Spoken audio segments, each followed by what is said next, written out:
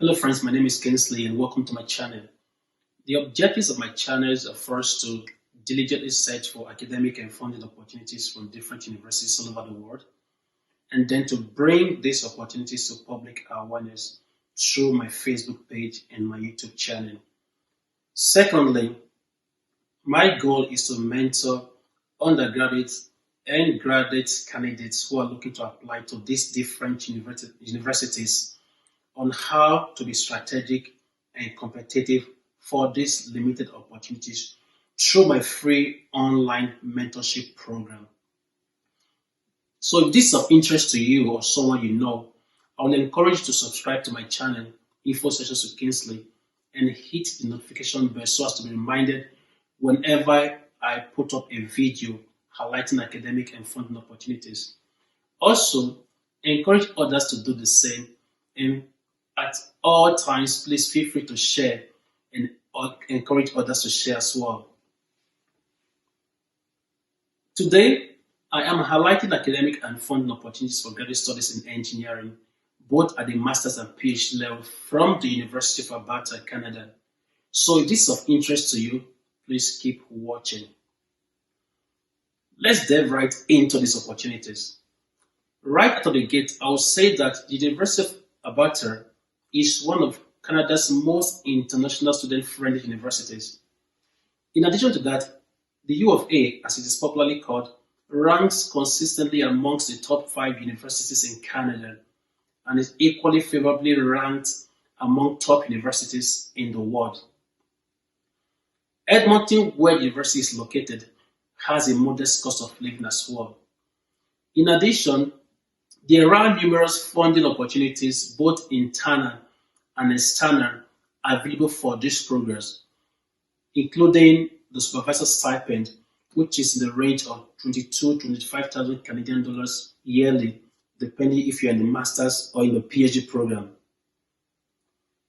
There are academic and funding opportunities in the following departments that will be highlighted: chemical and material engineering, electrical and computer engineering, biomedical engineering, petroleum and mining engineering, mechanical engineering, and some other departments that are not mentioned in this video. So let's go straight to the application payment and supporting documents deadline. The deadline for international students, both for the master's and the PhD, are July 1st for September admission, November 1st for January admission, March 1st for May admission, and May 1st for July admission. Please do take note that this deadline sometimes varies, so please check the website of the specific department you are interested in. The program duration for the master's program, it's usually 2 to 3 years full-time, and you are required to complete the program of study within 4 years. While for the PhD, it's around 4 to 5 years full-time, and you must complete within 6 years. So then what are the requirements? What can get you through the door into these programs? Admission requirement for master's program states that you must have the relevant engineering bachelor from a recognized university with an average of at least B+, which is a CGPA of 3.0 to 3.3 over 4. And of course, the higher the better your chances of being admitted. For PhD, you must have a relevant engineering master's degree with an average of at least B+, again, the same range of CGPA, and again, the higher your CGPA, the better your chances of getting to this program. I would encourage international students to please pay attention to the minimum academic requirements specified for their country, and this information you can find on the Faculty of Graduate Studies and Research website. So what does the application process look like? How do you apply for these programs? First off, the application process is entirely online. So it's an online application process. And the first thing I would encourage you to do is to find faculty members in the department you're interested in. contact them via emails to express your interest in being their master's or PhD students, as the case may be. And this reaching out to faculty members is mandatory. So this is where you need to do your research very, very carefully. I've outlined the following steps on how you can go about this. So first, again, diligently search for all faculty members in your specific department of interest. Carefully examine their research interest to see which one aligns best with your research strengths. That is very, very important.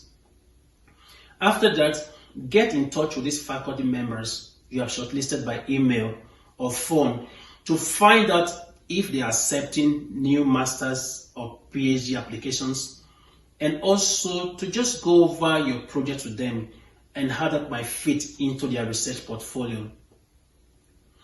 After you've done that, determine that you meet and even exceed the necessary admission requirements like the CGPA requirement, the English proficiency test scores, and other requirements that you need to meet before being accepted into this program.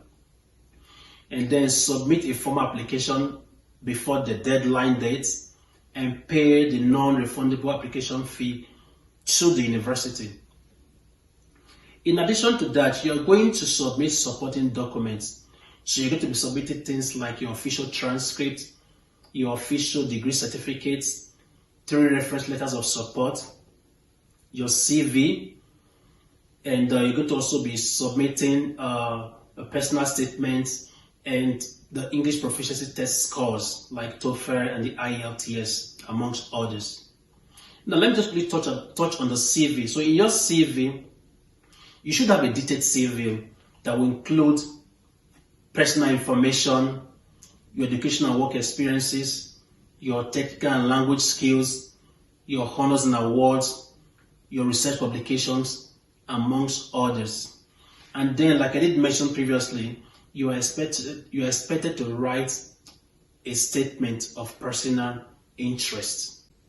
I'll just quickly give you some tips about how you can write the summary of your personal statement. So the first thing you want to think about is why you. So here you're explaining what makes you a good candidate for graduate studies in engineering at the specific departments you're interested in. And the second thing you want to think about is why them, why the specific departments at the University of Alberta, why is that place the ideal place for you to study? And the third thing is, what is the project? So here you'll be describing specific project you're interested in, you'll be providing names of potential supervisors you wish to work with, you'll be talking about your research skills and interests, and then finally you may want to include your perspective, although this is not included in the summary of personal statement, but it does not hurt to add this. So here you want to describe what your career goals and future perspectives are. When you have all these documents, then you tidy up all your applications. You can then, as I said, submit them online. Your file is then reviewed and recommended to the Faculty of Graduate Studies and Research for approval, and then you'll be notified of the decision. Now let's talk about the fun part, which is how will this program be funded?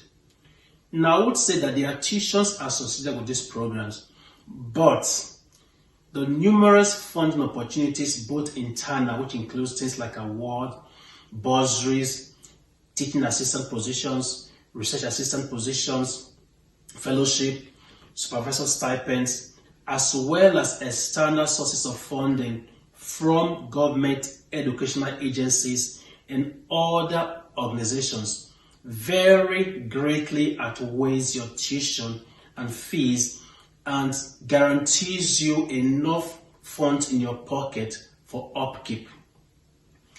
The two most important requirements I want to emphasize as I begin to round this up. One is your CGPA. If you exceed the minimum CGPA required, then your chances increases astronomically to enter this program. Two is your ability to be proactive and find a willing supervisor. In addition to that, it is important that you have a well-written CV and personal statement.